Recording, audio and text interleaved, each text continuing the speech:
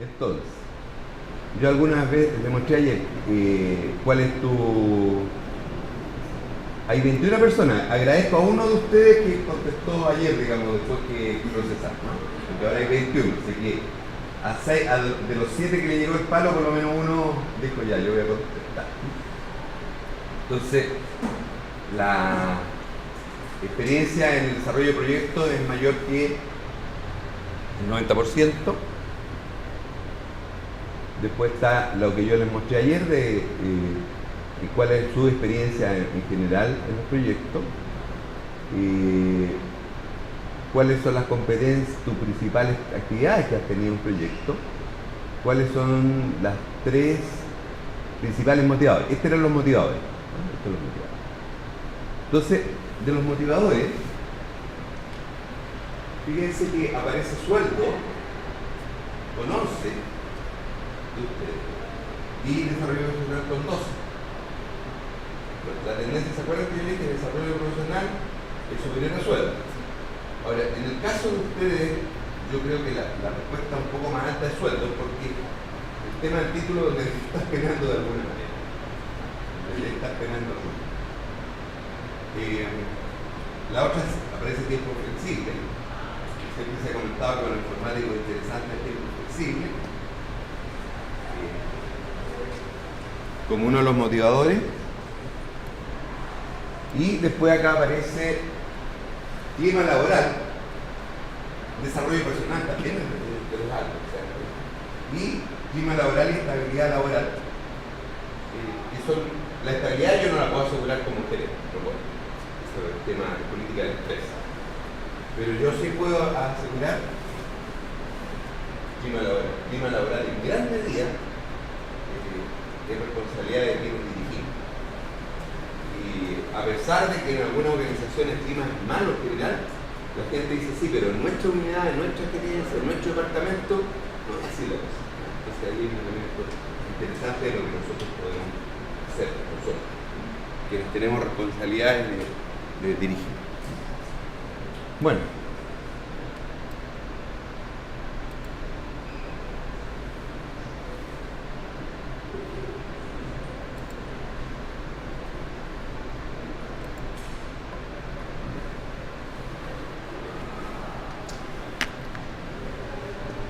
Vamos a partir con algunos minutos de esperando que lleguen sus compañeros.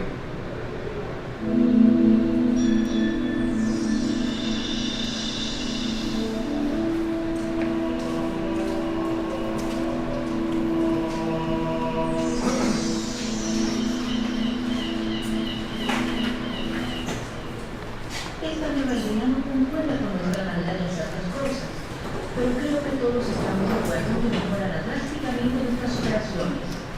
Yo espero que consideren este nuevo plan por sus propios medios. Gracias por su interesante propuesta. Todos apreciamos su esfuerzo y quiero que sepa que le daremos nuestra mayor consideración. Bueno, yo no estoy de acuerdo. Significa reorganizar. ¿Qué se está pensando? ¿No? Habla. Esta propuesta absurda. Además, si tratar de mi próxima reunión, estas reuniones son Quiero saber si esta idea funcionará. Solo avisado de un par de ojos. conocemos nuestra manera de hacer las cosas. Tenemos éxito porque hacemos las cosas a nuestra manera. Es tan fácil decir no a una nueva idea. Después de todo, las nuevas ideas provocan cambios. Rompen el status quo. Crean incertidumbre. Y es menos problemático hacerlo de la misma manera que lo hemos hecho siempre. Menos problemático tal vez. Más peligroso, sin duda. Las nuevas ideas son resistidas en todo el mundo, desde las reuniones de directorio hasta los locales de venta. Las buenas ideas son descartadas por personas que asumen que el futuro es simplemente una extensión del pasado, pero las ideas que nos han traído a donde estamos hoy son las mismas que nos llevarán hacia el mañana. Mi nombre es John Parker, soy un futurólogo. Trabajo con compañías e instituciones en todo el mundo, ayudándolas a mejorar su habilidad en evaluar nuevas ideas y anticipar el cambio. Durante casi 20 años he estado estudiando condiciones de cambio, particularmente he estudiado la resistencia al cambio que muchas veces evita que una nueva idea sea aceptada. Como verán, siempre ha sido así. Ya sea que la gran idea fuese una mejor manera de hacer negocios o un descubrimiento científico, la gente siempre se ha resistido al cambio.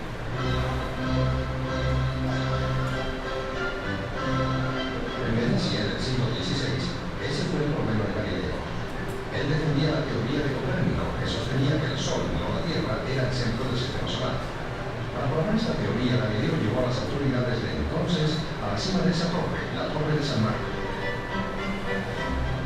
Y ahí, usando un telescopio más perfeccionado, les mostró los descubrimientos que habían realizado observando el firmamento, verificando que la Tierra giraba alrededor del Sol y no el Sol alrededor de la Tierra.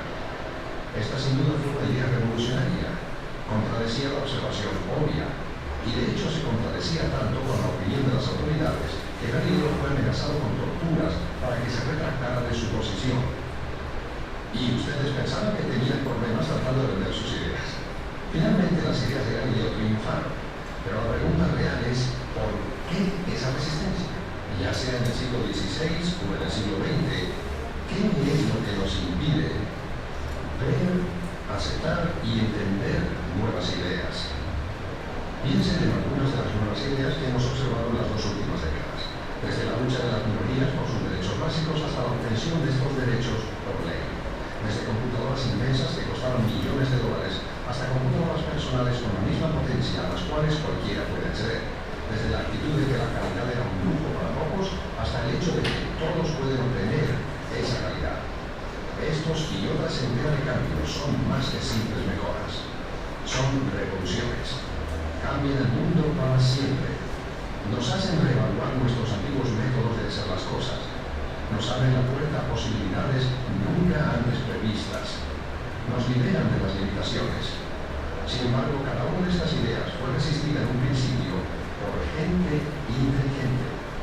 Quiero preguntarles nuevamente, ¿qué es lo que nos impide aceptar ideas nuevas? Yo sé la respuesta a esa pregunta.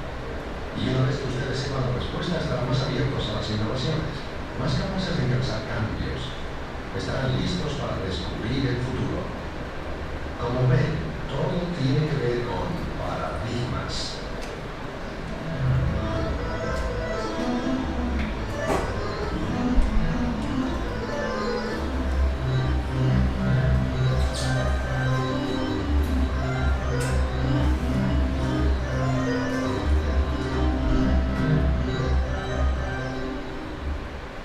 Paradigma, una palabra poco usual, no se escucha todos los días. Me tropecé con ella hace unos 20 años durante mis estudios en investigación científica. Era una palabra que Thomas Kuhn utilizaba para describir un concepto clave en su libro, La estructura de las revoluciones científicas. Si buscan la palabra paradigma en el diccionario Webster, encontrarán que su significado es patrón o modelo. Y yo quiero darles otra definición. Los paradigmas son una serie de reglas y reglamentos que hacen 2 cosas.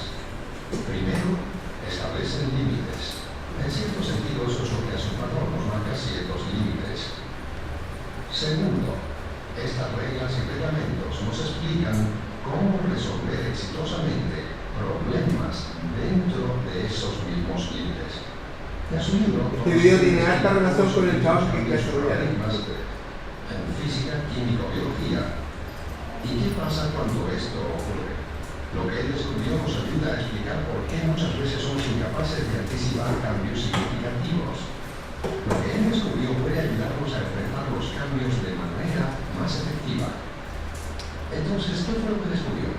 Kuhn descubrió que los paradigmas actúan como filtros que seleccionan los datos que llegan a la mente del científico. Aquellos datos que concuerdan con el paradigma del científico son reconocidos fácilmente. Lo que es más, los científicos ven este tipo de datos con gran claridad y comprensión. Y eso está bien. Pero Kuhn también descubrió un alarmante efecto negativo. Con algunos de los datos los científicos tenían gran dificultad. ¿Por qué? Porque esos datos no concordaban con las expectativas creadas por sus paradigmas. Y ciertamente, cuanto más imprevistos los datos, mayor era la dificultad de los científicos en percibirlos. En algunos casos simplemente ignoraban los datos inesperados.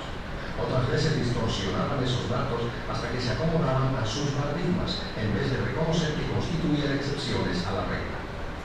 Y en casos extremos, Kuhn descubrió que los científicos eran literalmente, fisiológicamente incapaces de percibir datos imprevistos.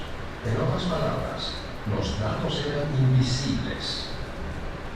Poniéndolo en términos generales, los paradigmas filtran nuestras experiencias. En todo momento observamos el mundo a través de nuestros paradigmas. Constantemente elegimos aquellos datos que mejor se acomodan a nuestras normas y reglamentos, tratando de ignorar el resto. Como resultado, lo que es perfectamente obvio para una persona con un paradigma puede ser totalmente imperceptible para otra con un paradigma diferente. Yo llamo a este fenómeno el efecto paradigma.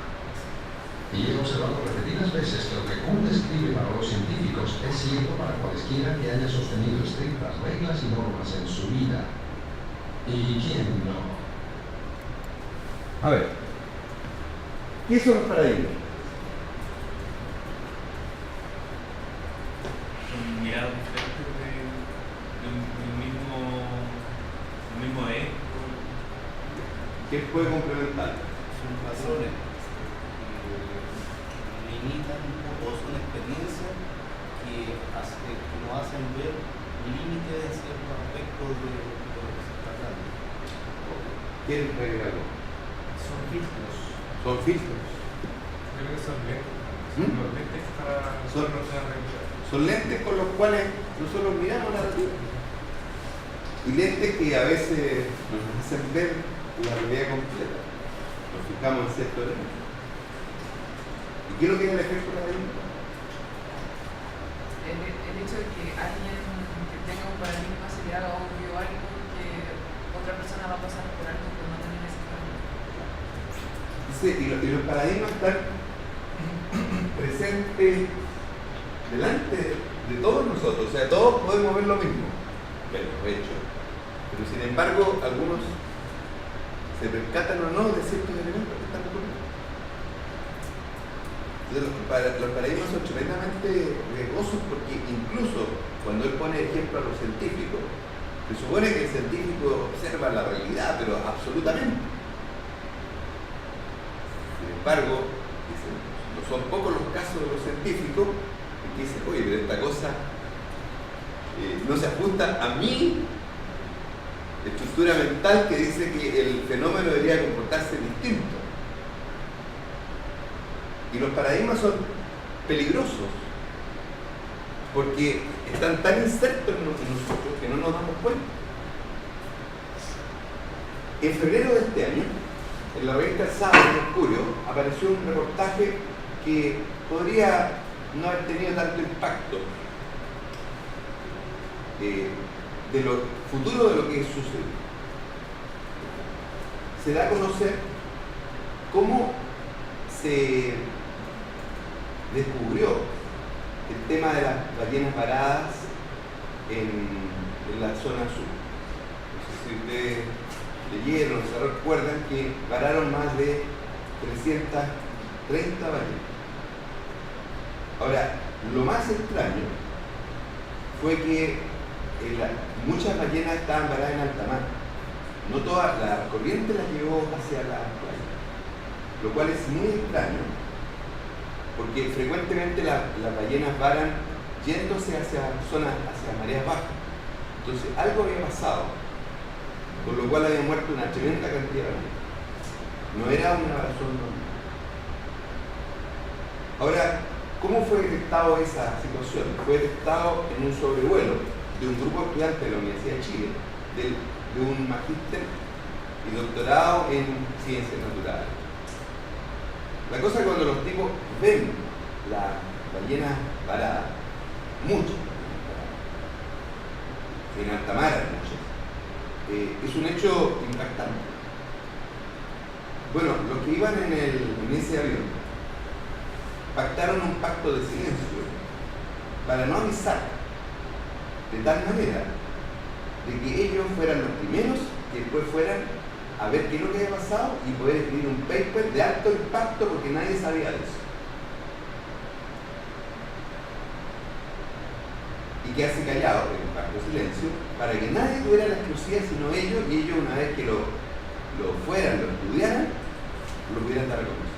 Eso es lo que narra la revista de Sábado. Una de las estudiantes, particularmente una chica argentina, dijo que eso no se podía hacer. Y ella rompió el pacto de silencio y registró en Cernapesca que había una varazón de ballena. como muchas cosas que se escriben en los muros de información. Nat Geo se dio cuenta de lo que pasaba y advirtió al mundo, el hecho absolutamente regular. Y ahí llegaron los científicos de Nat Geo y todas las cosas. Pero los chilenos, de un posgrado científico chileno, prefirieron morir la rueda para ellos tener la exclusiva una vez que ellos pudieran, cuando tuvieran los recursos que obviamente Chile no tiene en cuantía, poder dar a conocer y saber ellos dar la exclusiva de por qué habían muerto las ballenas. Ahora, ¿por qué habían muerto las ballenas? Las ballenas murieron porque consumieron algas contaminadas en alta mar, producto de la marea roja. Un mes después quedó la Francisco Vila ya en las zonas costeñas de Chile.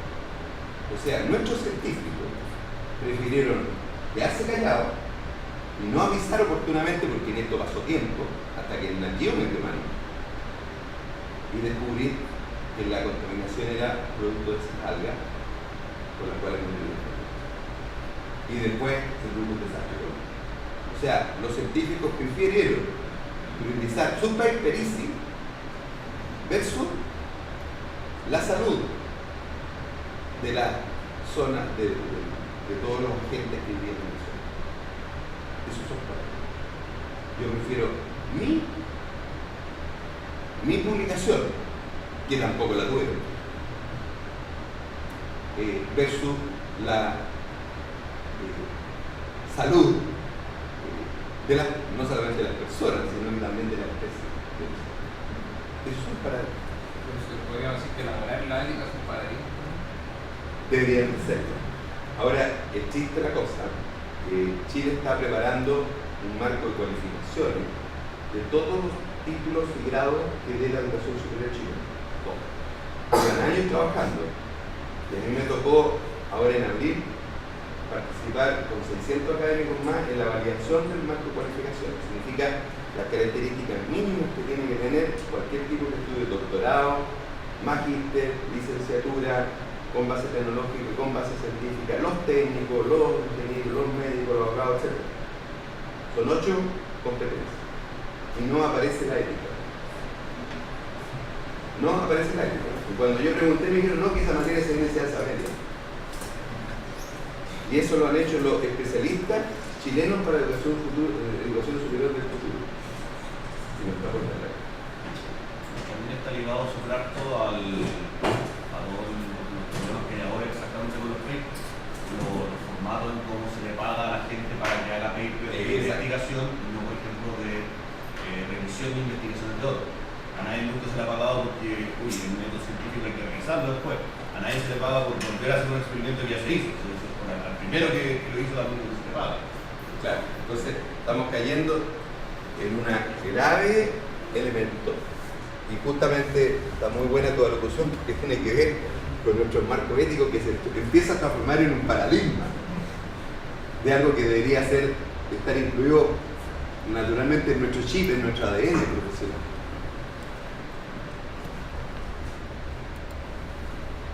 En mi trabajo con compañías de todo el mundo he observado que el efecto paradigma puede cegar a los empresarios frente a nuevas oportunidades, hacer que los vendedores ignoren nuevos mercados y obstaculizar estrategias efectivas a nivel gerencial. Y puede impedir que cada uno de nosotros elabore soluciones creativas para problemas difíciles, ya sea el ejército o el movimiento ecologista, la Asociación Médica Americana o la Liga de Mujeres Sufragistas, ya sea Citibank o IBM, como el entrenador de pegar pelota o como mamá limpia la cocina. Nos enfrentamos con paradigmas en todo momento. Y yo creo que son nuestras reglas y reglamentos los que nos impiden anticipar exitosamente el futuro, porque tratamos de descubrir el futuro a través de nuestros viejos paradigmas.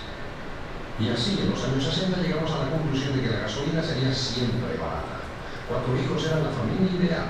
La televisión por cable nunca tendría éxito. Los productos japoneses siempre serían una basura. ¿Y cómo nos equivocamos? Nos equivocamos porque nuestros paradigmas tuvieron el poder de impedirnos ver lo que realmente estaba ocurriendo. Ustedes pueden pensar que esto es una interesante abstracción, así que me gustaría darles ejemplos concretos de cómo los paradigmas influyen en la manera que tenemos de ver y entender el mundo. Me gustaría comenzar con un ejemplo similar Lo voy a saltar porque en su libro. Utilizar elementos que la mayoría de ustedes conocen bien. Rojo. O de cartas. Vuestro paradigma de 13avo de segundo. Pero vuestro paradigma, sí, para ellos, es imposible para nosotros. Porque es uno de los paradigmas de los Tarahumara. Ellos corren a todos lados, por diversión. Pueden creer que nuestra maratón de 26 millas es solo un juego de niños para los Tarahumara. Ahora bien, ustedes querrán argumentar que es algún tipo de diferencia genética, pero estoy dispuesto a apostar que si cualquiera de ustedes hubiera crecido en uno de esos pueblos, correría tal como lo hacen ellos, porque hubiese aprendido su paradigma de correr.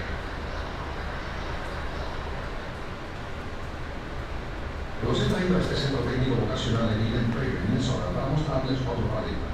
Este tiene que ver con automóviles. En 1976, un grupo, cuando el automóvil se detiene ante una señal de pare, el motor, y puede hacerlo, sin embargo, desde la invención de la bicicleta, otro diseño ha dominado totalmente el mercado. Esta es su forma y se llama asiento tipo montura. Yo creo que es la palabra montura la que ha evitado a los fabricantes de bicicleta explorar otros diseños como el del asiento cómodo. ¿Ven? Esto es un diseño lógico de una montura de caballo para una bicicleta. Y una vez establecido el paradigma de la montura, los fabricantes de bicicleta lo perfeccionaron y se olvidaron de preguntar la pregunta principal: ¿cuál es la manera más cómoda de sentarse sobre una bicicleta? Y esa era mi ventaja. Yo no era parte de la industria de bicicletas, simplemente no sabía, no me sentía cómodo con su paradigma. Y entonces inventé un asiento poco usual, pero cómodo. A propósito, se puede imaginar la opinión de los ciclistas acerca del asiento cómodo. Es distinto, por lo tanto no les gusta todavía. Ahí él refleja un ejemplo común en la bicicleta y que se quedó y que ya la gente no quiere cambiar. Todos conocen los asientos de bicicleta y él dice, ojo, los asientos de bicicleta es porque cuando nace la bicicleta compite con el caballo. Y luego lo que los tipos dicen, bueno, como es la montura de un caballo, entonces yo para la bicicleta, que está compitiendo directamente con el caballo, voy a hacer algo parecido. Porque lo que muestra ahí, me lo voy saltando porque por el tema de la longitud de los dos tiempos, el asiento que él diseñó tiene esta forma. Y esa forma, uno dice, bueno, ¿y cuál es la gracia? No tiene esta saliente, porque la próstata del hombre ya justo en ese lugar. Y la presión del asiento sobre la bicicleta es un deporte súper, pero súper sano. Con un pequeño detalle, afecta a la próstata.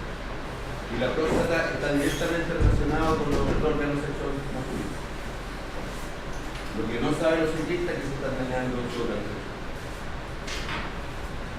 Entonces, el tema del asiento y sigue siendo diseñado porque nadie dice, mira, si siempre lo hemos usado igual. Y los daños se producen a largo plazo, no se producen a corto plazo. Entonces, son increíbles los paradigmas. Son increíbles. Eso está demostrado, científicamente demostrado. Pero se sigue produciendo porque es lo que hay. Y porque no nos preguntamos nuestros paradigmas. Entonces, como no nos preguntamos nuestros paradigmas, se siguen cometiendo los mismos errores. En el ambiente empresarial se cuenta una historia que me gustaría repetir. En los años 30, un inventor procuraba interesar a las compañías con su nueva idea. Experimentó rechazo tras rechazo porque nadie se interesaba en su invención. La llevó al departamento de investigación de una gran compañía fotográfica. Estaba seguro que se interesarían porque su invención representaba una nueva forma de fotografía. Este es el equipo original que utilizó para demostrar el proceso. Mientras uno de los investigadores lo observaba, comenzó por sensitivizar una placa de metal especial. Luego tomó una transparencia, y colocó la placa de metal sobre ella y expuso ambas a una fuerte luz. Luego volcó un fino polvo negro sobre la placa y sacudió el resto. Lo que quedó sobre la placa era una leve impresión de la imagen que estaba en la transparencia. Había creado una especie de fotografía de esa imagen. Ahora bien, no sabemos lo que dijo el investigador a todo esto. Puede que le haya resultado gracioso y se haya reído, o tal vez pensó que era muy complicado, o muy rudimentario, o puede que se haya molestado con todo el polvo negro sobre su escritorio, pero sí estamos seguros de algo. No le interesó aquella tonta invención y le indicó la puerta al inventor. Pero el inventor Chester Carlson tuvo la última palabra. Esta es una copia de su patente original.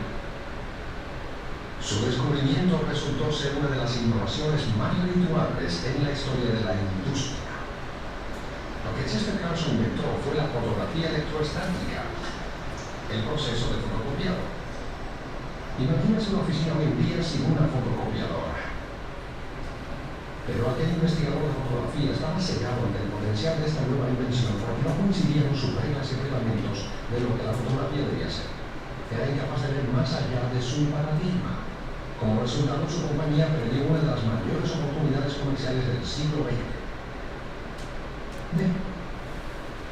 Fíjense que, nuevamente el ejemplo, te dice, ojo, va alguien con una idea brillante. Lo que el tipo había descubierto era el proceso de fotocopiado. Y se lo muestra a la empresa y la empresa dice, no sirve, en el escrito, porque esto está, junto a este video hay un libro. En el libro aparecen 8 detalles sabrosos. Y cuando el tipo lo rechaza, le dice, mire, ¿sabe que eso no sirve? Porque a la gente le gusta usar calco, papel calco, para sacar copias. Así que esa idea no tiene ningún futuro, porque a la gente le gusta usar los calcos. O sea, no logra visualizar, porque yo le puedo sacar fotocopia a muchas cosas y no estar escribiendo, no era una copia ni sacar copia. Y la empresa que rechaza este invento es la famosa empresa internacional de máquinas de negocio, IBM. IBM no logra darse cuenta de que, si bien es cierto esto no es un computador, es sí una máquina de negocio, porque lo que es IBM eso es. Cuando usted descifra la sigla IBM es Máquinas Internacionales de Negocio. Y no logran darse cuenta que la fotocopia o la fotocopiadora va a servir fuertemente como una máquina internacional de negocio. Entonces, los paradigmas son tremendamente peligrosos si no estamos abiertos a nuevos paradigmas. Les muestro otro ejemplo del poder e influencia de los paradigmas. Acompáñenme mientras hago una presentación a un grupo de gerentes ejecutivos. Les voy a mostrar 3 palabras. Muy bien. Voy a saltar. Pedirles que recuerden los años 60. ¿Algo más? Le llamo la regla del retorno a cero. Y si no recuerdan, si uno no lo contrae, puede que no sobreviva. La gente me dice, paradigmas, que esa es una idea simpática, pero ¿a quién le importa? Dime a quién.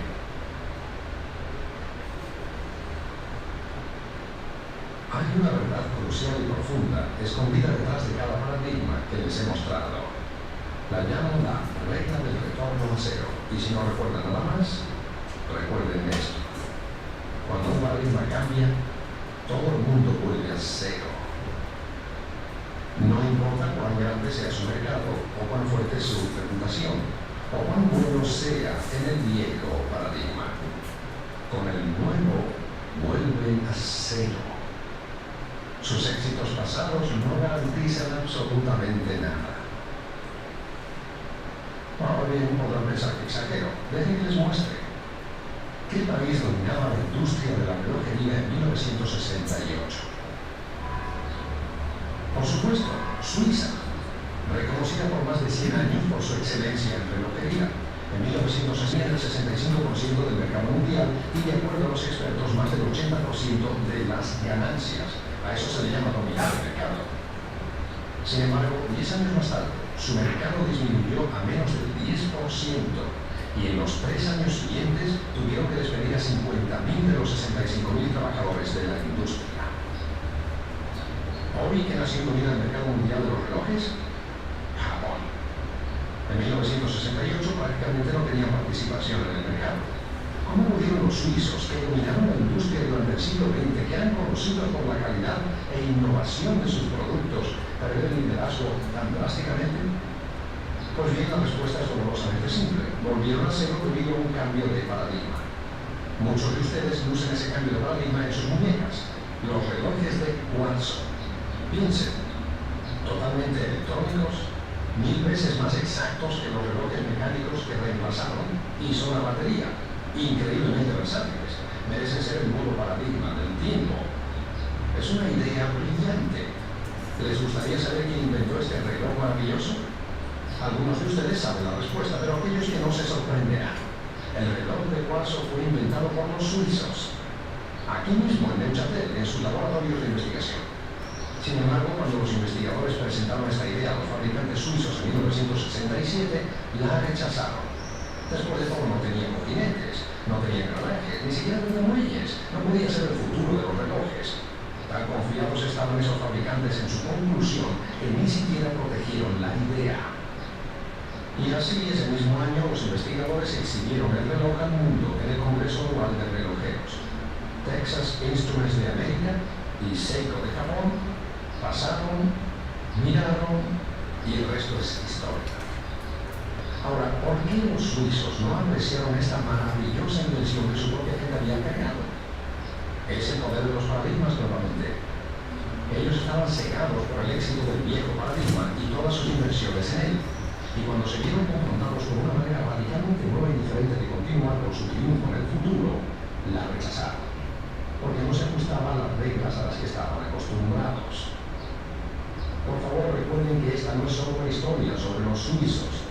Es una historia acerca de cualquier organización, compañía o nación que asume que lo que ha tenido éxito en el pasado deberá continuar teniendo éxito en el futuro. Les recuerdo una vez más, cuando un paradigma cambia, todos vuelven a cero. Su pasado no garantiza nada en el futuro si las reglas cambian. Ni los mejores relojeros del mundo pueden parar el tiempo. De hecho, siendo son cuidadosos, su pasado triunfal puede obstaculizar su visión de futuro. Y es por eso que deben estar abiertos a las nuevas ideas, estar dispuestos a explorar maneras distintas de hacer las cosas. Porque solo con esa actitud se pueden mantener abiertas las puertas al futuro. Bien, este video es bastante importante en lo que viene. Por eso quise partir la clase analizándolo, porque es justamente el enfoque que quiero que tomen de este módulo, de mirar al futuro, de mirar con otros ojos. Sabiendo que vamos a tener que enfrentar desafíos, vamos a tener que enfrentar gente que nos va a decir que no está de acuerdo con nosotros, porque el paradigma del cambio no es fácil. No es fácil, se burlan de ti. Te dicen que estás loco, que eso no es como crees tú que va a ocurrir, porque lo venimos haciendo tan bien durante los últimos años que para qué no cambiar, ¿no? Entonces, el video es más largo, pero la idea no es que ustedes vengan a ver video, sino que lo utilicemos como parte del aprendizaje, ¿no? Entonces, dos que seguramente a lo mejor en algún momento ustedes se lo mostraron, porque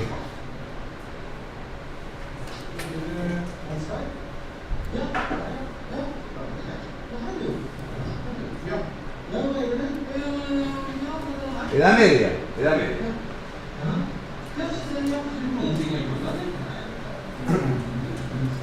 Ha llegado la imprenta, señores.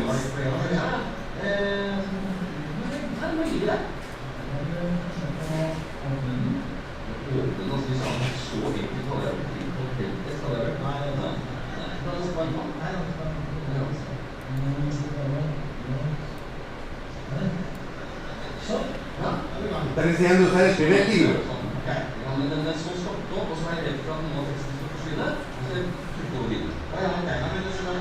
sidene, så vil du kanskje flere 100 sider med lagret tekst. Når du kommer videre, så tar du ta i en ark, så blar du over neste side sånn, da fortsetter teksten her. Det er bra, altså. Men tilbake da? Ja, blar du tilbake. Nei, så tilbake til den teksten. El primer libro, entonces no sabe usarlo. Så fortsetter du da, ja. Slår du sammen pennene? Ja. Det er noen der. Sånn. Det er noen der. Du vil ha dagen din der. Men det er ikke noe visste nå. Det er ikke noe laget til det.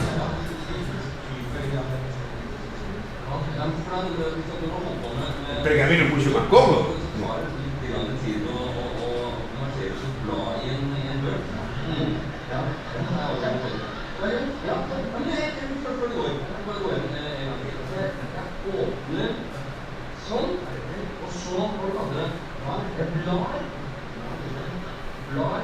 Que parece el caso del señor.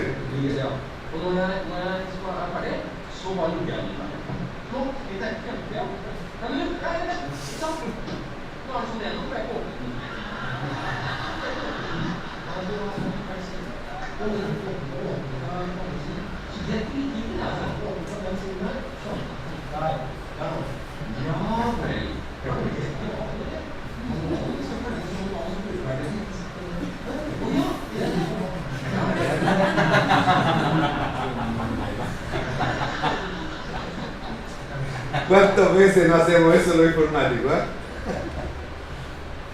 Damos la misma, el manual cumplía los mismos requisitos. Es una talla contra los informáticos, y contra los usuarios también, digamos, es una venganza. Y bueno, cuando traemos ideas nuevas,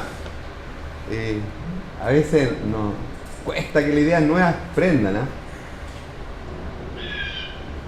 Thank you for your time and welcome to our focus group. Today we're going to show you an idea and ask for your opinion. This is called a wheel. Now, according to its developers, it'll change the way we work and live. Why? Because it rolls.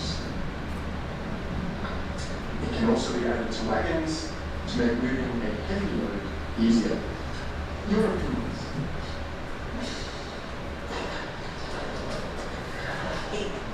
If it rolls,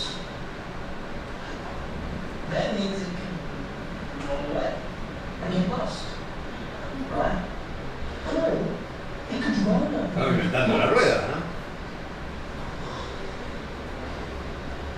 It's the round shape that disturbs me. It's very... I can't imagine any caveman would actually see with that. I wouldn't. And these added wagons, it sounds very complicated. It's the miniature version. You know what? Do you have it in square? No square.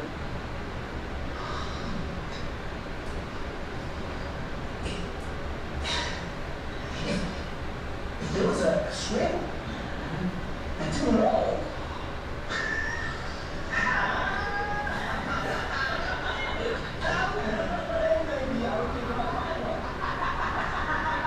Me da buena idea.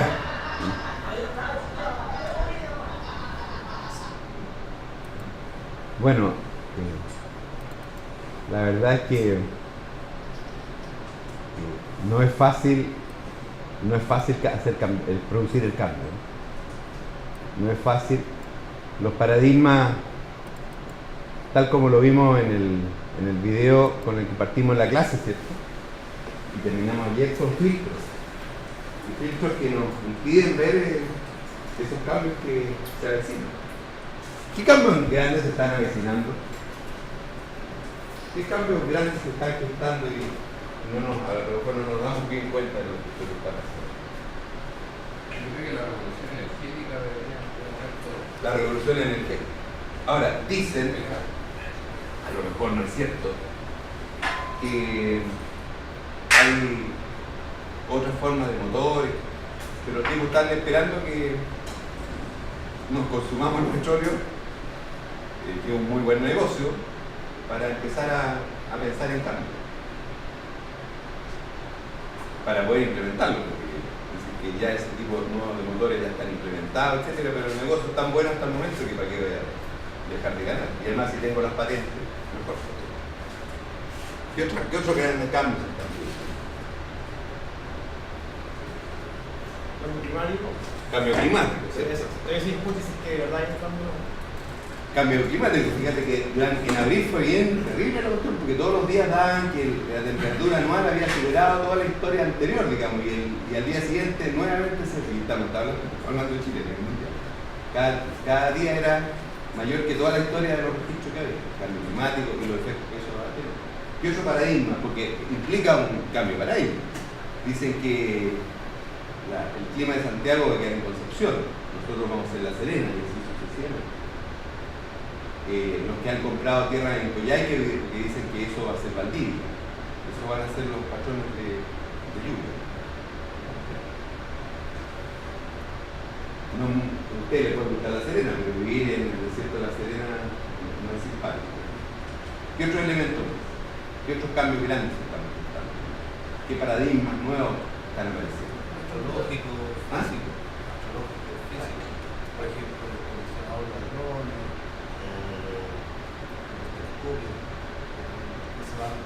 cada vez se van descubriendo más. Claro, respecto a la astronomía, respecto a los drones. Cuenta el año pasado una película que ganó el Oscar, es de una inglesa que trabaja para servicios de inteligencia, una norteamericana, pero ella es inglesa. La entrevistan hace pocos meses y dice, bueno, ¿qué fue lo que más le impactó la película? Porque si bien es cierto la película, ella tuvo que una película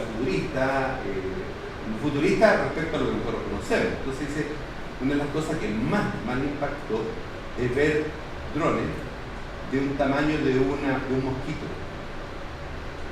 Y dijo, yo los vi, funcionan. Y se utilizan el sistema de inteligencia en que nadie, o sea, tú estás viendo un mosquito y no un mosquito, un dron que te está sacando la pieza de resultado.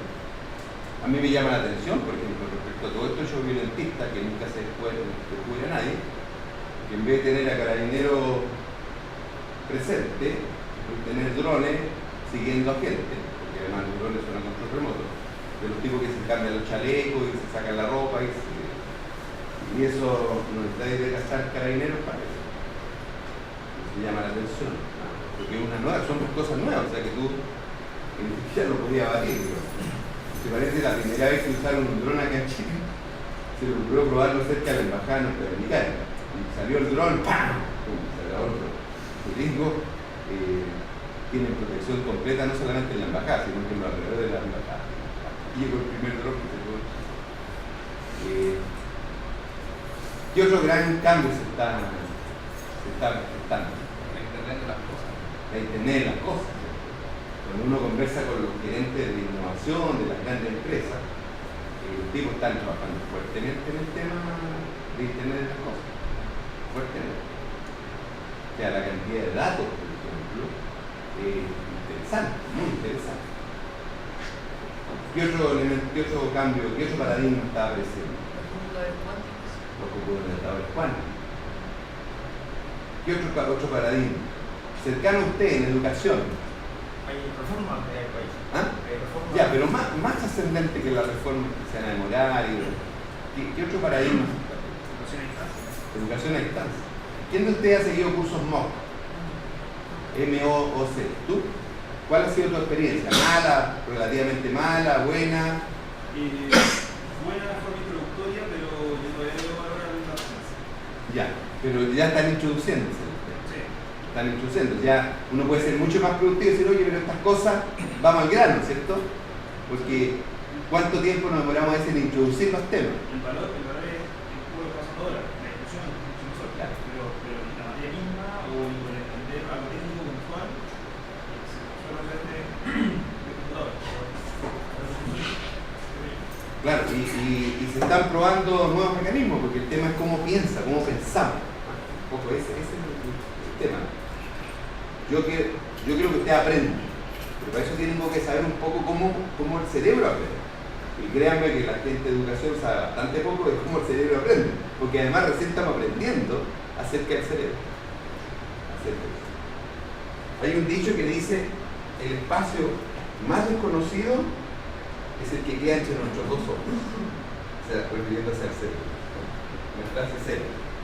Entonces, el tema son nuevos paradigmas, nuevas formas, nuevos cambios que vienen y cómo los vamos a ser capaces de introducir. Bueno, y tiene que ver entonces con las percepciones. Porque las percepciones, hay objetos. Los objetos están, sí, efectivamente aquí hay un muro, aquí hay un paraguas. Sí, existen los objetos. Pero hay un perceptor, alguien que está observándolo, y hay una cierta situación que condiciona esa visión del objeto. Y si ese objeto es el cambio, que es por donde empezamos la sesión de hoy día, entonces hay elementos que condicionan lo que nosotros podemos entender de ese cambio y cómo lo podemos hacer. Con eso terminamos hoy día, con el video que vamos a terminar de ver. Bien. Hemos introducido desde ese enfoque. Y hay una herramienta que se llama PMBOK. La encuesta llenaron el 25% de ustedes decían que sí, que conocía, que tenía referencia respecto a qué es el PMBOK. El 75% dijo que no sabía de qué estábamos hablando. El PMBOK es una herramienta internacional sobre gestión de proyectos y te dice que es factible entender al proyecto a través de 12 áreas de conocimiento, que son el alcance, el tiempo, el costo, la calidad, los recursos humanos, las comunicaciones, los riesgos, las adquisiciones y los interesados stakeholders. Y toda esa sopa, junto con las fases por las cuales pasa un proyecto, que es la iniciación, el proyecto inicia, se planifica, se ejecuta, se monitorea el control y se cierra. Tradicionalmente nosotros nos olvidamos del inicio y del cierre. Los que hemos trabajado en proyectos prácticos, en la vida real, sabemos que si no hay cierre no hay pago, no está el pago final, así que sabemos que el cierre es sumamente importante, ¿cierto? O sabemos que al no haber cierre hay problemas con el pago de facturas finales, a los proveedores, etc. Entonces ya varios sabemos que el cierre es importante. Y el inicio lo pasamos por alto muchas veces. Y el proyecto parte y la organización no está preparada, por ejemplo, identificando quién son los interesados, porque los interesados hoy día en un proyecto tienen mucho poder, hay mucho poder. Las comunidades pueden paralizar proyectos, porque nunca ni siquiera lo observamos. Entonces por eso que antes de partir el proyecto, en la parte de inicio hay que identificar para saber cómo vamos a influir en los interesados o stakeholders. Bueno, toda esta sopa, que suma 45 procesos, necesita de integración, y la integración, por eso me lo salté, porque es como preparar un curanto. ¿Quién sabe hacer curanto? ¿Hay algún chilote que sepa hacer curanto? Ninguno. Bueno, les puse el ejemplo del curanto porque es una de las comidas más difíciles de hacer. Pero ustedes han observado cómo hacer el curanto, por lo menos, además de comerse, ¿cierto? Dura varias horas y hay que ir colocando los ingredientes muy gradualmente, porque si no los pones en el instante adecuado, o te va a quedar duro, o te va a quedar recocido, o sea, te van a disolver las papas, etc. Entonces hay que saber integrar todo eso. Y eso es el PMBOK. Entonces el PMBOK te toma estos 45 procesos ordenados a través de 9 áreas de conocimiento y 5 grupos o fases en las cuales los proyectos ocurren. En particular hay uno que se llama recursos humanos, que es el área que manejo yo, y de esa área voy a tomar una que es dirigir el equipo de proyecto. ¿Por qué incluí este tema después de paradigma? Porque este es un paradigma. El hecho de que el 25% de ustedes sepa que existe este paradigma, que a todo esto no es nuevo, lleva varios años, es que no lo hemos incorporado. ¿Por qué llega PMBOK, heredero del PMI? Porque el nivel de fracaso del proyecto es tan alto, en todo orden, pero también en nuestro negocio, también en el área informática. Es tan fuerte el fracaso del proyecto en el área informática que los demás ingenieros a nivel mundial nos dicen que los informáticos no deben llamarse ingenieros, porque no logran tasas de éxito en sus procesos y proyectos que permita que se merezca llamar ingeniero. Porque si los autos funcionaran con la calidad de los productos informáticos, sería un desastre, para qué decirlo abierto. Y ojo, el tema del ingeniero, de tener el grado de ingeniero, el título de ingeniero es cuestionado en algunos países del mundo. Particularmente, por ejemplo, en Alemania y en España. Dicen, no, si la tasa de éxito que tienen no da para hacer ingeniería. Todavía no pasan de la etapa del arte a la ingeniería. Entonces, es un tema no menor. Por eso que lograr mejores tasas de desarrollo de nuestros productos y de los proyectos es importante. Sin embargo, no siempre lo consideramos así. Ahora, en particular el área de gestión de recursos humanos dice que, fíjense cómo se organiza el PMBOK. Un bosquejo. Primero hay que planificar la gestión de los recursos humanos, cómo se planifican los recursos humanos. Segundo, hay que adquirir el equipo del proyecto. Porque cuando uno hace un plan, ustedes que han trabajado con proyectos saben que nosotros decimos, necesitamos para hacer un proyecto, estas son las actividades y estas son las personas. Sí, pero no necesariamente te pasa a la gente que tú pides. Ni en cantidad, ni en calidad. Entonces hay que adquirir el equipo y después hay que proceder a desarrollar el equipo. Es lo que está haciendo el entrenador de la selección chilena. Por ejemplo, si nosotros consideráramos eso como un proyecto, en que el tipo ya se le lesionó Matías Fernández y otros jugadores más, ¿cierto? Ayer James Rodríguez para los colombianos, que el mejor de sus jugadores se lesionó, etcétera. Entonces, ¿cómo voy a reemplazarlo? Hay una etapa que es desarrollar el equipo para empezar a jugar hasta el momento que dirigir el equipo prácticamente en la cancha, cuando ya estamos. Entonces, PMBOK te dice, mira, hay que pasar por esta etapa. Y ahí está la traducción de lo que yo anoté ayer en la pizarra. Ahora, vamos a tomar en particular de los 4 elementos que tienen recursos humanos, vamos a tomar uno, que es dirigir el equipo, que tiene relación con todo esto que hemos estado haciendo en el curso de partir desde ayer y con este componente del paradigma, nueva forma de ver las cosas. Dirigir el equipo es el proceso de seguimiento del desempeño de los miembros y tratar de gestionar los conflictos y resolver los problemas que se presentan. Por ejemplo, a ustedes les gusta el fútbol, pero no sé si leen las intimidades del fútbol. ¿Qué tan difícil es hacer que jueguen Vidal y Sánchez en la selección chilena? ¿El chileno? No. ¿Por qué no?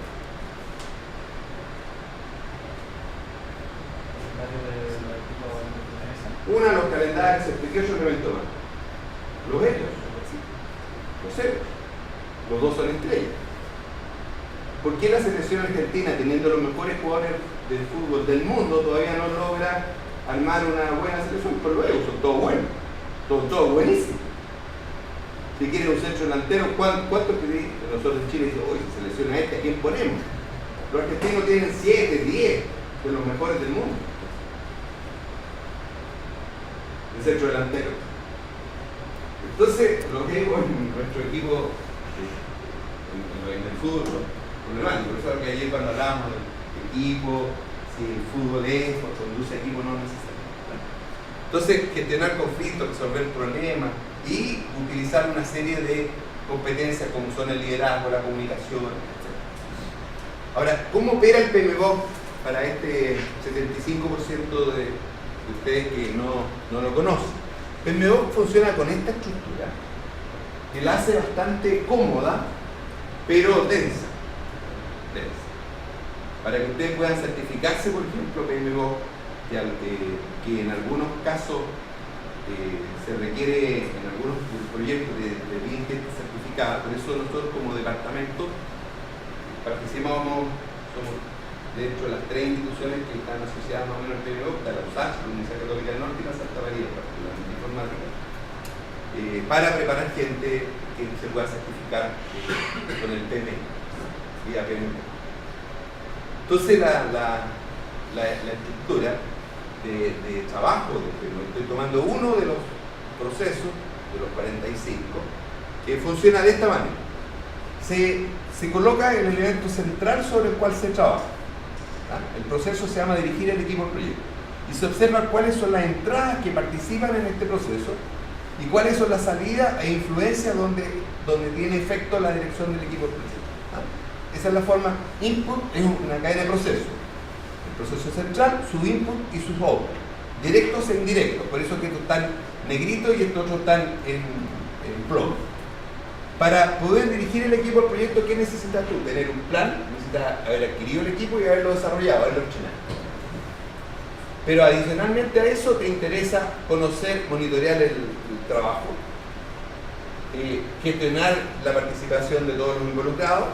Por ejemplo, en el caso del fútbol, tú tienes que hablar con los otros clubes que te meten los jugadores en el momento que tú lo requieres, etc. Y todas las condiciones que coloca la empresa o organización o institución. Y tú influencias, ahí están, tal como en los diagramas de flujo que ustedes trabajan, cuáles son los flujos y la salida a través de 3 elementos donde tú influyes. En el documento del proyecto, obviamente, en todo lo que son el control integrado de cambio, porque cuando tú diriges el equipo, por ejemplo, si James Rodríguez se le elecciona aquí hasta el final de la Copa Centenario, es un desastre para los colombianos y van a tener que producir un control de cambio y desarrollar el plan del proyecto, porque van a tener que cambiar parte de la estrategia y todo lo que tenían preparado para su juego. Y igual le pasaría a Chile con Vidal y con Alexis Sánchez, se le elecciona. Ahora, el PMBOK te dice ya, pero entremos al área chica, por favor. Y el área chica son, ¿cuáles son en particular las entradas y cuáles son las salidas? Porque yo antes hablé, por ejemplo, de que había que hacer cosas al plan de dirección del proyecto, pero ¿en qué cosa? Actualizar. Particular, el verbo actualizar.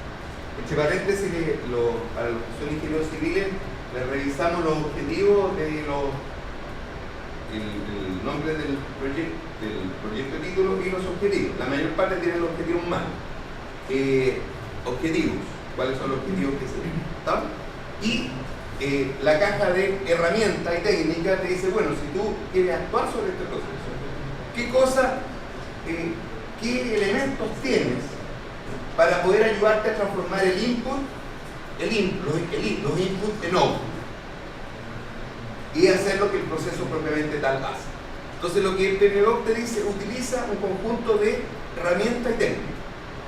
Y para dirigir en particular el equipo del proyecto te dice, mira la primera, observación y conversación.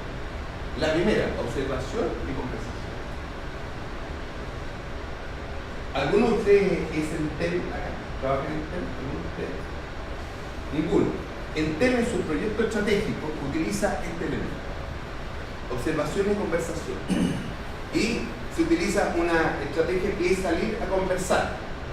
Salir a conversar. Entonces llega uno de los gerentes y dice, oye, por favor, acompáñame, vamos a conversar. Y vamos a conversar, caminar y conversar. Obviamente lo están observando, que es un elemento que dije, ojo con la observación, siempre lo están observando, siempre están viendo la posibilidad de proyectarlo a usted, un cargo más superior, lo van a observar. Van a conversar con ustedes. No te van a someter a un test, van a conversar y en la conversación te van a ir sacando cosas. Si tienes las componentes, tienes la formación y eres capaz de pasar a lo que Intel denomina los talentos, que es un subconjunto de sus trabajadores. Observación y conversación. Evaluación de desempeño del proyecto. Hay un elemento, observar el desempeño.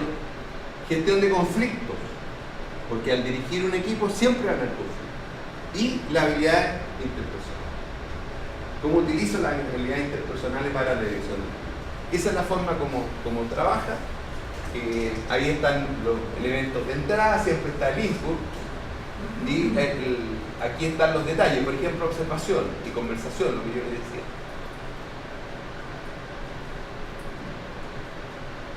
Evaluación de desempeño, habilidad de influencia. Fíjate, ¿en qué consiste?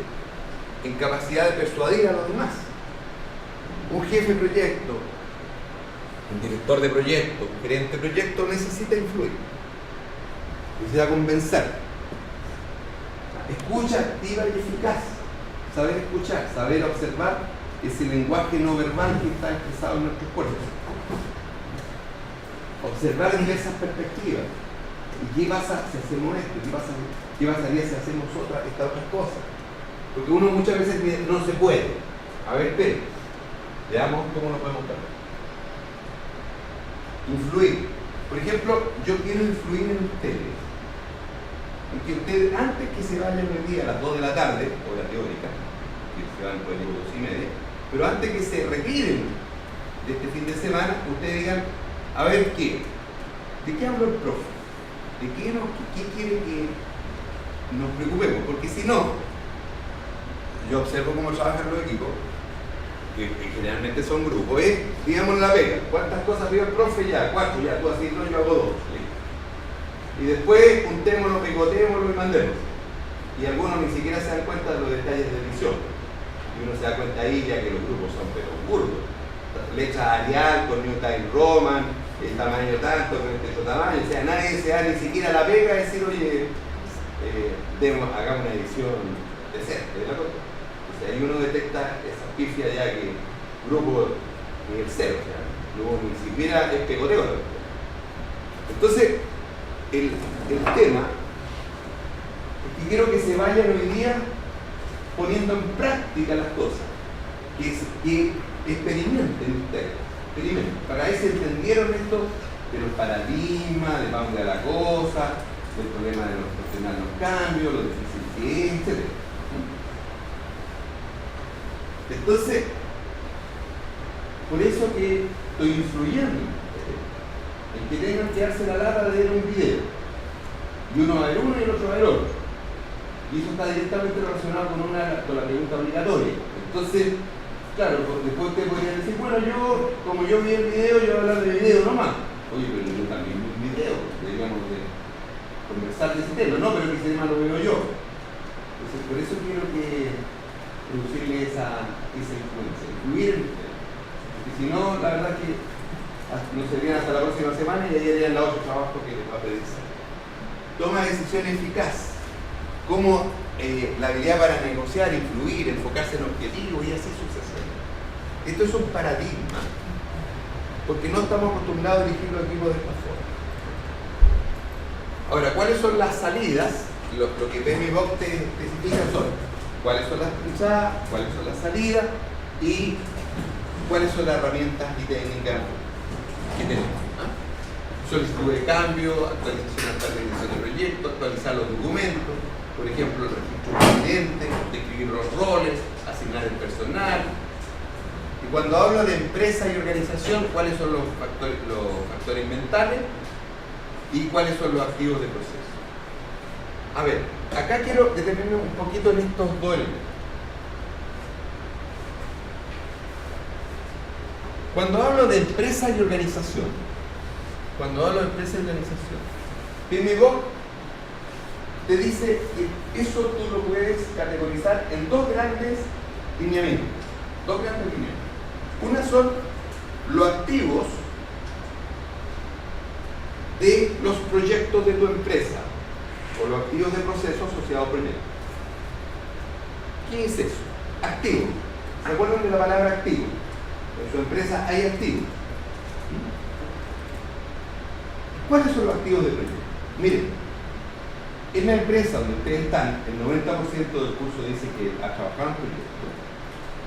La empresa ha aprendido cosas interesantes a lo largo de los años en los proyectos que son sus activos y que hacen que ellos trabajen los proyectos de cierta manera, por eso se llaman activos. Cosas interesantes que saben hacer. ¿Quién del curso me puede dar un ejemplo de un activo de los proyectos en su empresa, que es algo que la empresa vale plata esa cuestión, porque hay experiencia? Ahora, lo que pasa es que no aparece frecuentemente en los balances de la empresa como un activo, pero es una experiencia interesante. ¿Materializó algún artefacto? ¿Ah? ¿Materializó algún artefacto? En algún artefacto. ¿Cuál, por ejemplo, tienen ustedes que interesante? Nosotros tenemos templates de usar, ¿Ya? templates para propuestas. Template para propuestas. Oye, son sumamente importantes porque nosotros tenemos que ganarnos propuestas para sobrevivir como empresa. Si somos una empresa proyecto, necesitamos. Entonces tener unos templates es sumamente importante porque los tiempos a veces son muy escasos. Entonces uno tiene que rápidamente saber responder, que los templates son sumamente importantes. Y con eso... ¿ah? Eso lo aprendimos. Eso lo aprendieron y se aprende a costalazo. Oye, perdimos la propuesta, ¿y por qué la perdimos? Sí, tal cosa.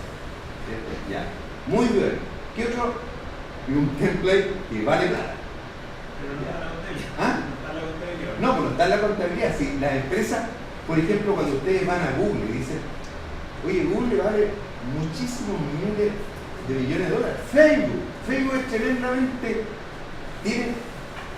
tremendamente valorado en la bolsa. Vale muchísimo.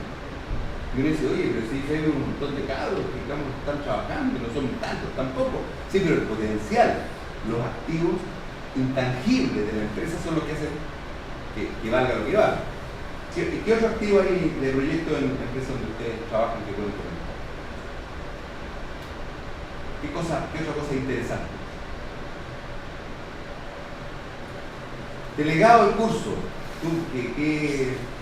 Tú trabajás en una empresa de proyectos, ¿sí? ¿Qué activos tienen? Trabajados, ya. Cuéntanos, ¿algún activo que sea público, que no sea secreto? No, yo creo que la metodología de desarrollo de software también es un activo. O sea, cada empresa tiene su propia metodología. Yo, por ejemplo, en Solem, cuando se acuerda usted, sí. Tenía una metodología que fue adaptada principalmente por el PMI. Acá muchas de las cosas que vimos en el diplomado que en un momento tomamos, y fueron adaptadas a la metodología que hasta el día de hoy es un activo para la empresa porque se adecuó a la empresa a esta metodología y es la forma de vida que tiene construir software. Es la forma como nosotros hacemos, eso es. Nosotros lo hacemos de esta manera y nos va bien. Esos son los activos. Porque los activos, cuando uno suma lo que valen las cosas, que a todo esto tú te compras un auto y lo sacáis del taller de venta y vale mucho menos, los activos reales de la empresa se deterioran. Pero estos activos intangibles son los que nos hacen crecer. Estos son, y no aparecen en las contabilidades, pero sí aparecen en lo que se valoriza de una empresa. ¿No? Ahora, eso es un elemento, son los activos. Y los otros son los llamados factores ambientales. ¿Qué son los factores ambientales? Eso que hay en tu empresa o institución, que hay que te afecta al proyecto y donde tú no tenés nada que hacer. Es lo que es. Así es. Por ejemplo, la política de recursos humanos. La política de recursos humanos afecta a tu proyecto porque te dicen, mira, ¿sabes qué? Nosotros no pagamos derecho a por política de la empresa. No, que a nosotros nos gustaría. ¿A quién de ustedes le pagan una extraordinaria? Levante la mano, por favor. A ti. Poquito. ¿Cuál? Y a los más, ¿por qué no le pagan una extraordinaria? Vayan a protestar, tómense el camino, una mesa, tiren piedra, tienen neumáticos. ¿Por qué? ¿Por qué a los demás no les pagan? ¿Ah?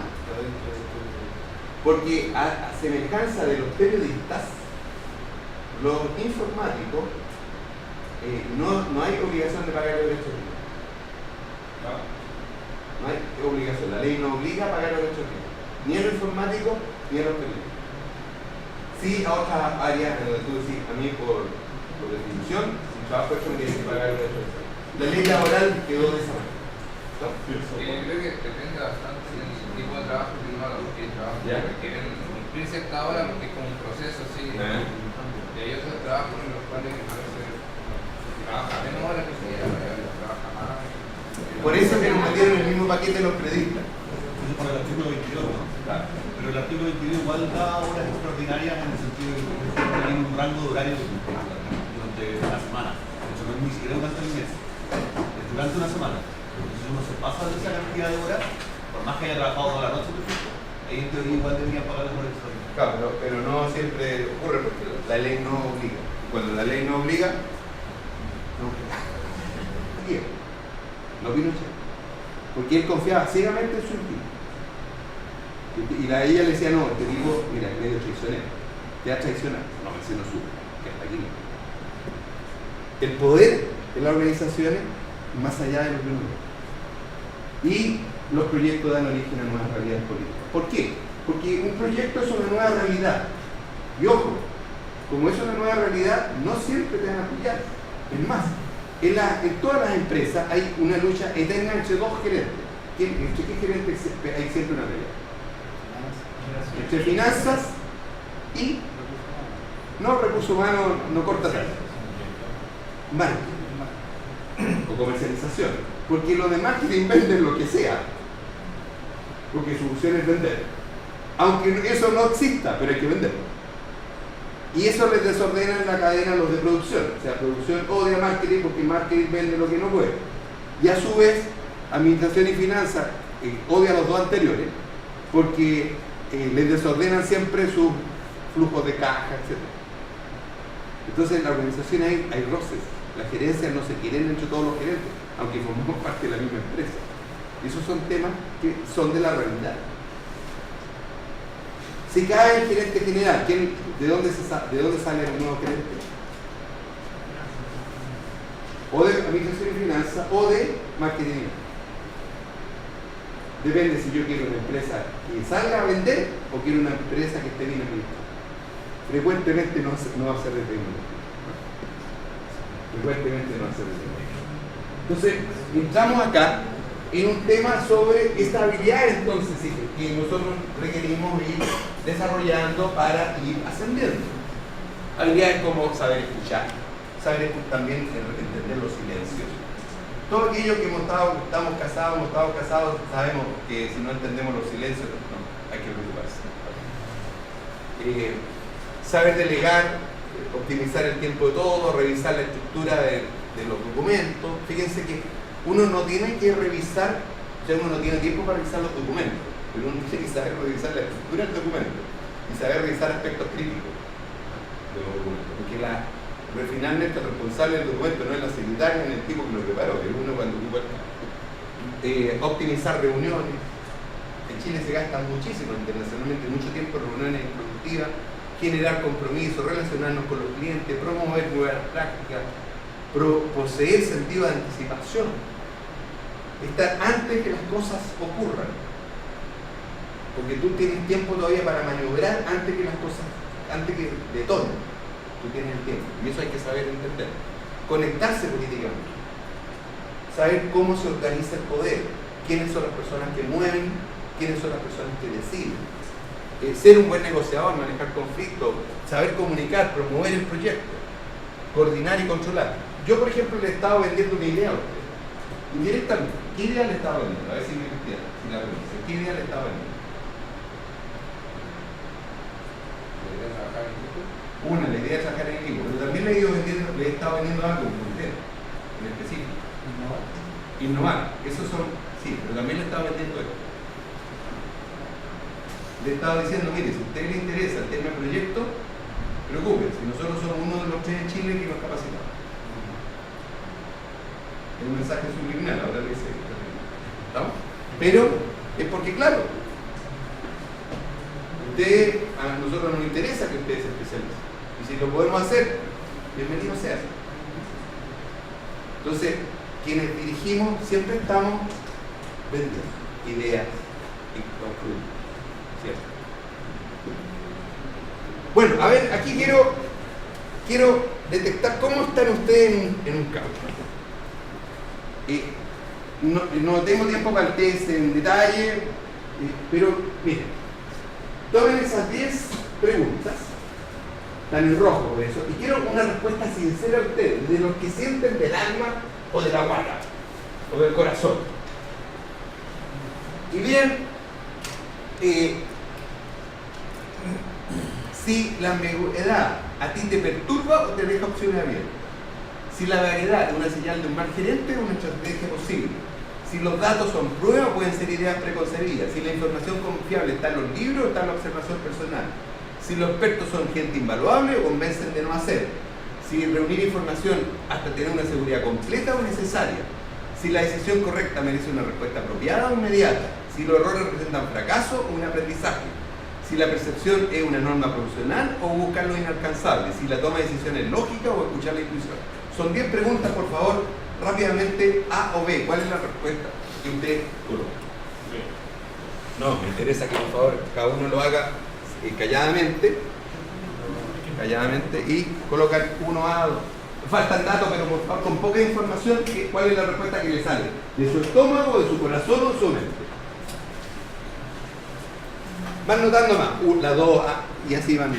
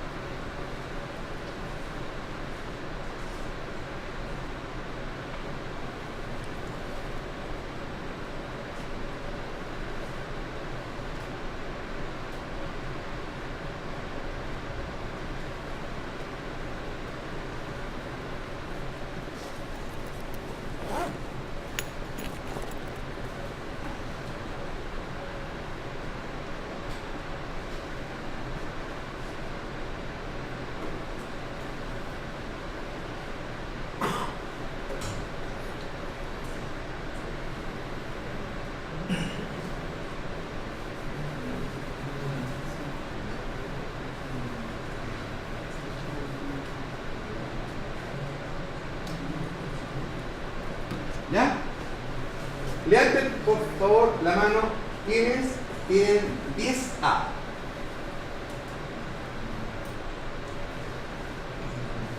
Levanten la mano quienes tienen 10B. 1, 2. Levanten la mano los que tienen 9A. Levanten la mano los que tienen 9B. 9 letras B. Levanten la mano los que tienen 8A. Levanten la mano los que tienen 8B. No, pues tú me dijiste levantarte. 8B. 8B. 8B. Ustedes tres. Ustedes tres, si yo fuera IBM, lo recomendaría como aspirante a cargo gerencial. Perfecto. A ti, te felicito por la 10. Y a ti, están en camino de. Tendríamos que someterte a algunos entrenamientos, pero tú eres intuitivamente candidato a presidente. ¿Por qué? Las respuestas B son las respuestas políticamente correctas. Ojo, este es un test que prepara con el cual IBM como consultora hace un análisis de talentos y determina quiénes tienen potencial para ocupar cargos directivos.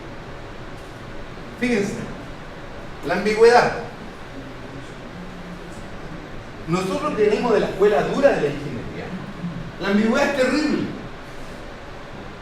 Es más, en todos los problemas que ustedes tenían de matemática, si habían 5 incógnitas, tenían que haber 5 ecuaciones. Tenía que calzar la cuestión. 5, 5. Entonces, la ingeniería te deforma pensando que el mundo es absolutamente cuantitativo y que tocas. Y en la vida real, no. La ambigüedad te deja, como gerente, deja opciones abiertas. Porque si está todo amarrado, ¿qué opción tengo yo para poder manipular la cosa? Maniobrar. No tengo. La vaguedad es una estrategia posible. De hecho, todos los políticos son vagos. Nunca te dicen específicamente lo que hacen. Y ojo, las gerencias son cargos políticos. Aunque sea la gerencia de producción, es un cargo político. Los datos, pruebas, no. Todo lo que sacamos en informática y que hemos analizado, la cosa no cuadra.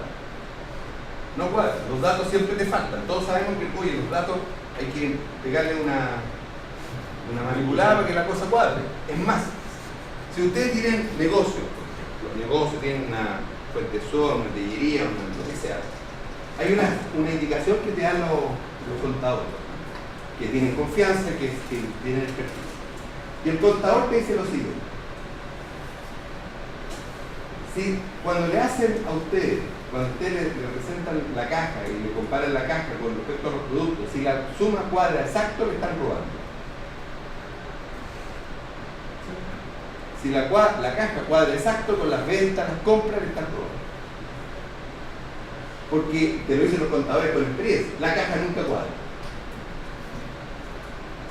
Pero ¿cómo? Es absurdo, ¿no? ¿Cuántas veces ustedes van a comprar algo y se dan cuenta que en un momento determinado se anotó mal, etcétera, hubo un error? Hay errores naturales que pasan en el proceso de cuenta. Entonces, si no los datos te lo arreglan, lo más probable es que te lo arreglan escuchando. Todos los que viajamos en micro todavía con boleto, no en Santiago, porque aquí sabemos que los choferes no nos dan el boleto completo, ¿se acuerdan de todas esas cositas? Y la información es confiable, está en los libros, no en la observación personal. El gerente sabe que lo que estoy mirando yo, lo que me estoy dando cuenta.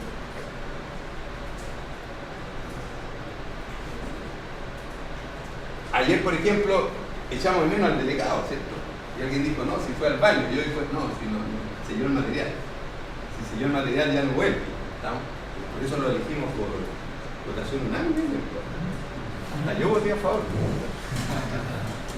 Ahora, los expertos. Fíjate que el gran problema que tenemos los profesionales universitarios es que en general nunca decimos lo que hay que hacer, sino que todo lo que no hay que hacer, pero no lo que hay que hacer. ¿Reunir información hasta cuándo?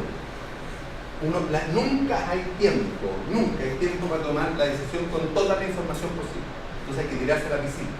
Eso significa cuando tienes información necesaria, va a decir, el margen de errores es pequeño, es menor en la decisión, pero hay que tomarla, no puedo esperar. En cambio el científico espera que esté todo cuadro. Cuando todo cuadra, ya la decisión ya pasó la vieja. Ya la decisión quedó inoportuna. La decisión correcta merece respuesta inmediata. Esto hay que aprovechar la ocasión. Ahora es el momento. Y lo van a ver en los videos. Los 4 casos que están presentados en los videos finales, en los tiempos que este es el momento. Ahora es que está. Y los que se demoraron murieron, porque enfrentaron nuevos paradigmas. Los errores representan para todos los políticos una tremenda oportunidad de aprendizaje. La perfección es buscar lo inalcanzable. Nunca hay que lograr ser perfecto. Nunca. Ahora, el compromiso ético es que uno tiene que tratar de mejorar cada vez más, pero alcanzarlo no es lo otro. Y tomar las decisiones lógicas, ¿no? Escucha la intuición. La presidenta ha tenido varias fallas porque ha dicho no escuché mi intuición, y lo ha dicho públicamente. Aparte que no le llegan los pre-pins antes de la prensa, y como que se hubiera enterado antes que hubiera salido en la prensa. Ahora, la gerencia tiene 3 dimensiones. Ahora, quienes estudiamos ingeniería, y ojo, esto no es exclusivamente un problema en la Santa María, este es un problema internacional que tiene la ingeniería. Y es que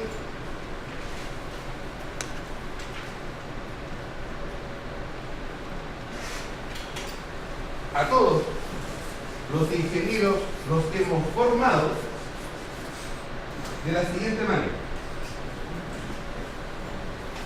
Este es el eje X de lo técnico. Este es el eje Y de lo administrativo. Y nosotros le hemos dicho, mire, nos estamos formando y esta es la formación que le vamos a dar. Acto técnico y algo administrativo. Y en carreras más duras, la parte administrativa es todavía más chica. Pero en la realidad, la empresa tiene un eje Z que se llama la política. Y luego, en política, le hemos dado formación C, más allá de las clases que tenía con el equipo. Entonces, resulta que la componente hay un eje Z en el cual se mueven las cosas. ¿Por qué? Porque la política tiene que ver con el manejo del poder. Y en toda empresa existe y existirá el manejo del poder. Y en ese elemento nosotros no lo hemos formado, en el eje Z. Y realmente el eje Z tiene importancia.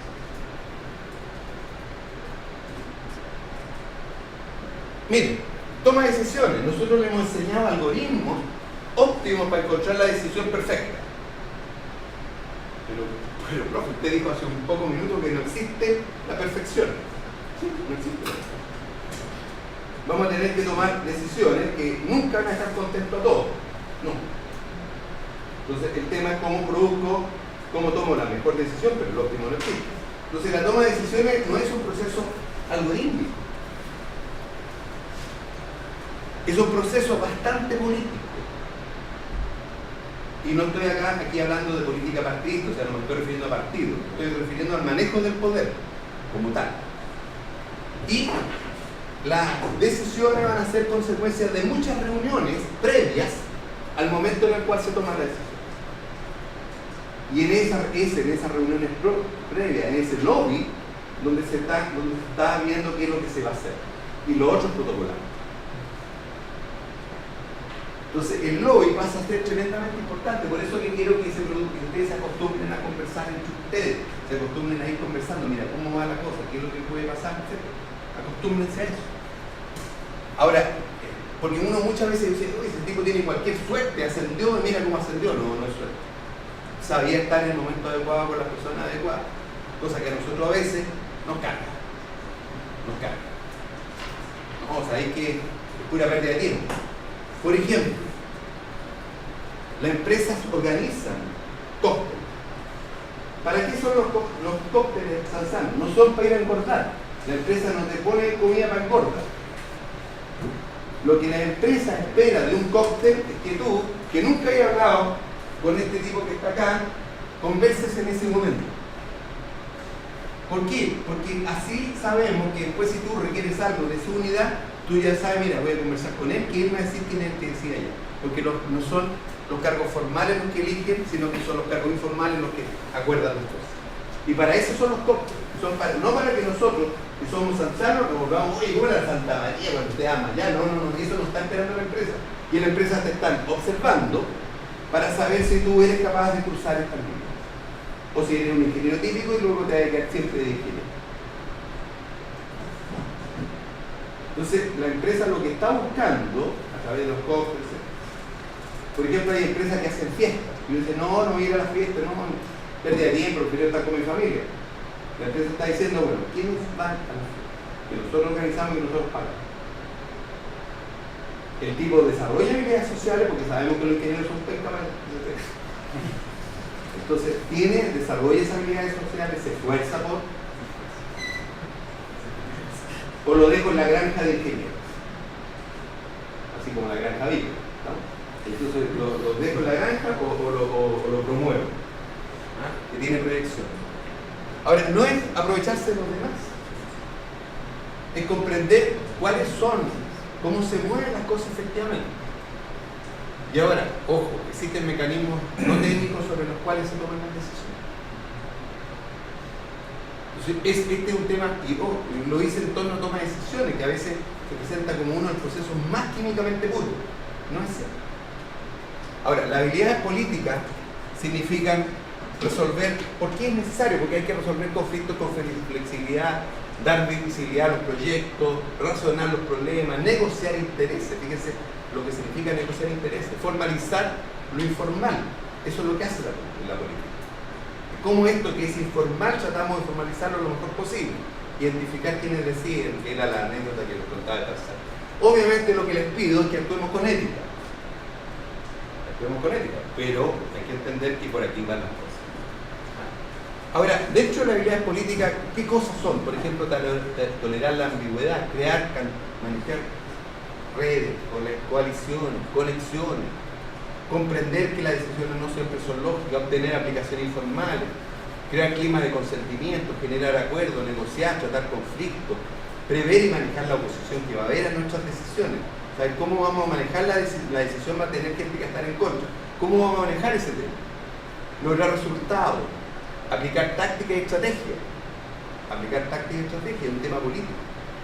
Generar visiones, descubrir motivaciones, intereses, examinar situaciones, identificar la fuerza de acción, prever y mantener redes informales de conexión, mantenerse informado. Entonces, y la cuestión ninguna, o sea, mire, el profe dijo, ninguna organización funciona exactamente bien. Todas las organizaciones están, ¿por qué? Porque la cosa está dinámica y las organizaciones están desactualizadas, las cosas no son como ocurren, etc. Entonces, como nosotros necesitamos generar cambios. Y los cambios, hacer cambios es difícil. No es fácil producir un cambio. Uno llega con la mejor de la idea y el cambio te lo destroza. Vimos 2 videos cómicos, ¿cierto? Del tipo que llega con la rueda, etc. Oye, si fueran cuadradas y todos se van riendo, no, muy femenino, etc. Todos los cavernícolas se van riendo. Y el otro señor, ¿cierto? De que tiene que, el primer procesador de texto, digamos, llamado libro, y cómo lo enfrenta, y produce rechazo. La gente no ama los cambios, la gente rechaza los cambios. Porque el cambio es inseguridad. ¿Y cuál era uno de los elementos básicos de la motivación? El nivel 2 es seguridad, y el cambio es inseguridad. ¿Y qué va a pasar conmigo?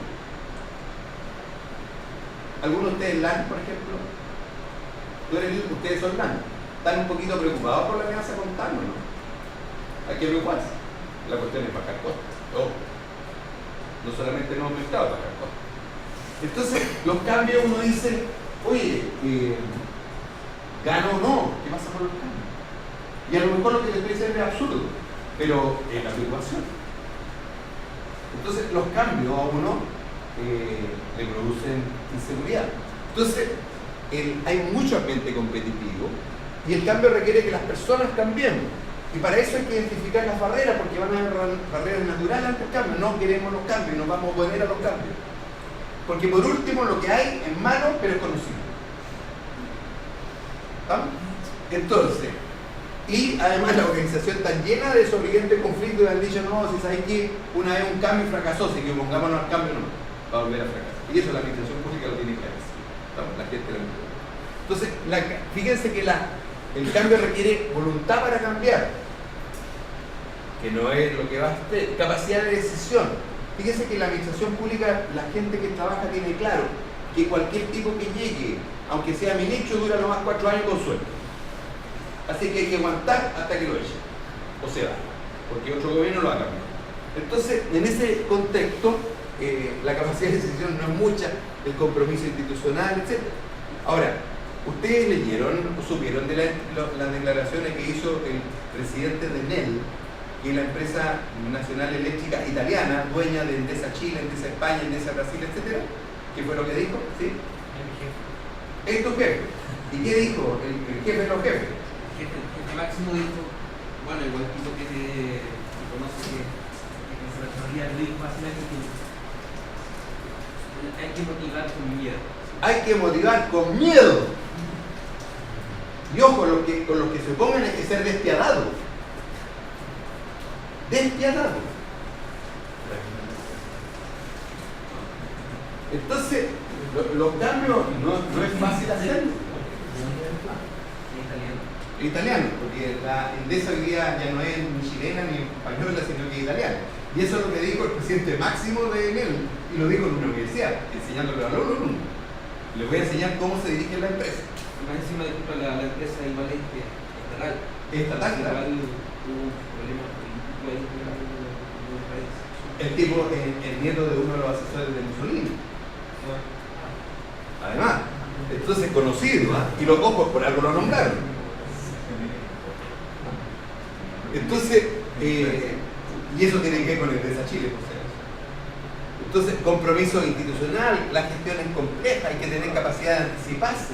Pero ¿para qué no anticiparse? A lo mejor el cambio no es como tú dices. Liderazgo para el cambio, que es un activo escaso. Es poca la gente que tiene. Hay distintos tipos de líderes, ¿eh? No todos son capaces de producir cambios. Capacidad de implantar la participación, y lo pongo en rojo, porque la participación es un tema complejo, pero que se requiere en el cambio. Entonces ahí hay que agregarle algunos elementos.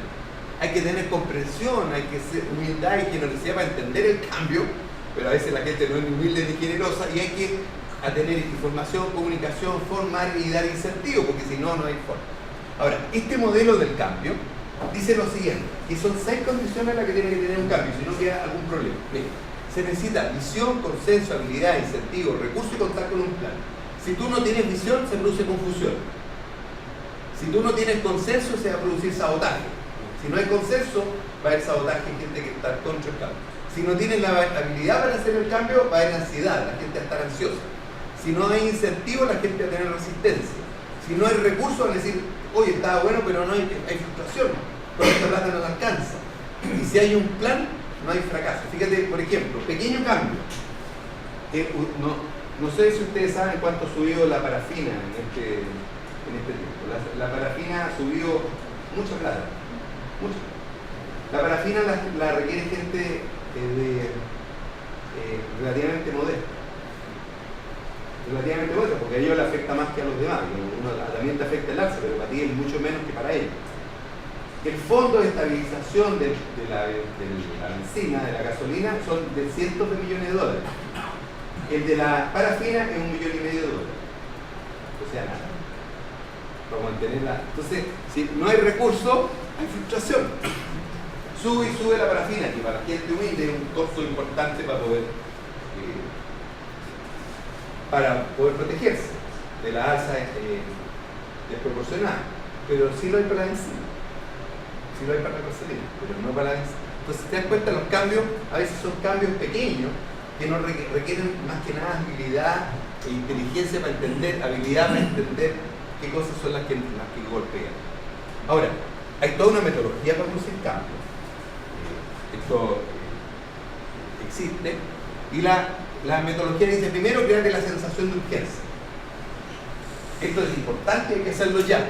Hay que formar un equipo que apoye el cambio, hay que definir un plan de acción, hay que generar una visión del futuro, porque como la gente del cambio nos va a cambiar de posición, entonces nosotros decimos, bueno, pero aquí, ¿a dónde tenemos que apuntar? ¿Cuál es la visión de eso de lo nuevo? Porque lo que hay lo conocemos, ¿cómo hacer lo nuevo? Y no es fácil generar visiones futuras. Comunicar esa visión, potenciar a lo otro para que la visión sea llevada a la práctica. Diagnosticar la situación actual. Y eso significa que consultas algo para saber cómo está. Identificar y superar las barreras. Conseguirse los recursos. Suministrar entrenamiento a la gente. Generar un sistema de evaluación de resultados e incentivos. Porque la gente si dice, bueno, voy a trabajar más o distinto por lo mismo, entonces tengo que ver como incentivo. Dar retroalimentación y consolidar las mejoras una vez que se hayan institucionalizado los cambios. Entonces hay todo un proceso y un procedimiento. El cambio es muy importante y el trabajo hacia donde estamos orientados en este módulo es justamente a que los paradigmas refuerzan los cambios y para esos cambios tenemos que estar preparados para poder llegarlo. Me parece que estamos en la hora del café. Porque es 11:15 o 11:30. 11:15 estamos en la hora entonces del café. Yo voy a salir al café, pero en algún momento lo voy a ir sacando a ustedes hacia el lado porque tengo el feedback para su trabajo de título con los objetivos que hayan determinado, entonces en algún momento lo voy a llamar para el lado, no lo estoy castigando a ninguno de ustedes, sino que lo estoy llamando para una conversación. ¿Estamos?